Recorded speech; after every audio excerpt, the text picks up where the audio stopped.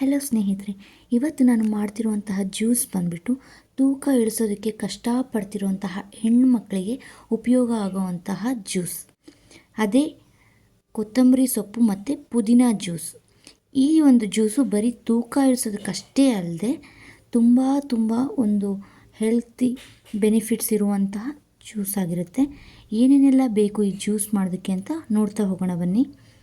ಮೊದಲಿಗೆ ಕೊತ್ತಂಬರಿ ಸೊಪ್ಪಿನ ಜ್ಯೂಸ್ ಆಗಿರೋದ್ರಿಂದ ಕೊತ್ತಂಬರಿ ಸೊಪ್ಪು, ಪುದೀನ ಸೊಪ್ಪು ಮತ್ತು ಲೆಮನ್ ಮತ್ತು ಜಿಂಜರ್ ಇಷ್ಟೇ.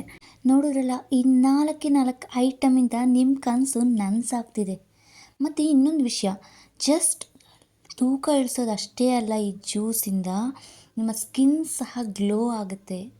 ಮತ್ತು ಇನ್ನೇನ್ರಿ ಬೇಕು, ಈ 4 ಐಟಮ್ ಬಳಸ್ಕೊಂಡು ಜ್ಯೂಸ್ ಮಾಡ್ಕೊಂಡು ಕುಡಿಯೋದು ಬಿಟ್ಟು ಇನ್ಯಾಕೆ ವೆಯ್ಟ್ ಮಾಡ್ತಿದ್ದೀರಾ?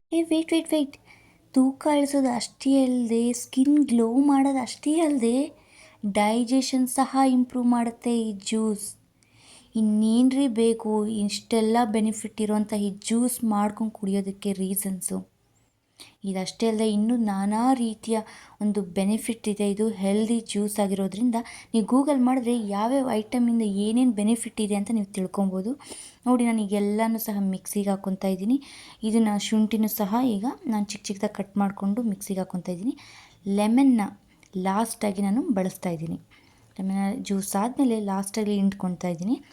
ಮತ್ತು ಇನ್ನೊಂದೇನಪ್ಪ ಅಂದರೆ, ನೀವು ಇದಕ್ಕೆ ಸ್ವಲ್ಪ ರಾ ಆಗಿ ಕನ್ಸ್ಯೂಮ್ ಮಾಡೋಕ್ಕೆ ಕಷ್ಟ ಆಗುತ್ತೆ, ಈ ಸೊಪ್ಪನ್ನ ಟೇಸ್ಟ್ ಚೆನ್ನಾಗಿರಲ್ಲ, ಸ್ವೀಟ್ ಇರಲ್ಲ ಅಂತನ್ನೋರು ಜೇನುತುಪ್ಪ ಆ್ಯಡ್ ಮಾಡ್ಬೋದು. ಜೇನುತುಪ್ಪ ಸಹ ಹೆಲ್ದಿ ಬೆನಿಫಿಟ್ ಆಗಿ ಇರೋದ್ರಿಂದ ನೀವು ಯೂಸ್ ಮಾಡ್ಬೋದು, ಸ್ವೀಟ್ ಬೇಕು ಅನ್ನೋರು.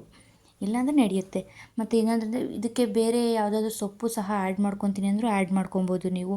ಮತ್ತು ಹೆಚ್ಚು ಕಮ್ಮಿ ಆದರೂ ನಡೆಯುತ್ತೆ. ಪುದೀನ ಜಾಸ್ತಿ ಅಥವಾ ಪುದೀನ ಕಮ್ಮಿ, ಕೊತ್ತಂಬರಿ ಸೊಪ್ಪು ಜಾಸ್ತಿ, ಈ ಥರ ಏನಿಲ್ಲ.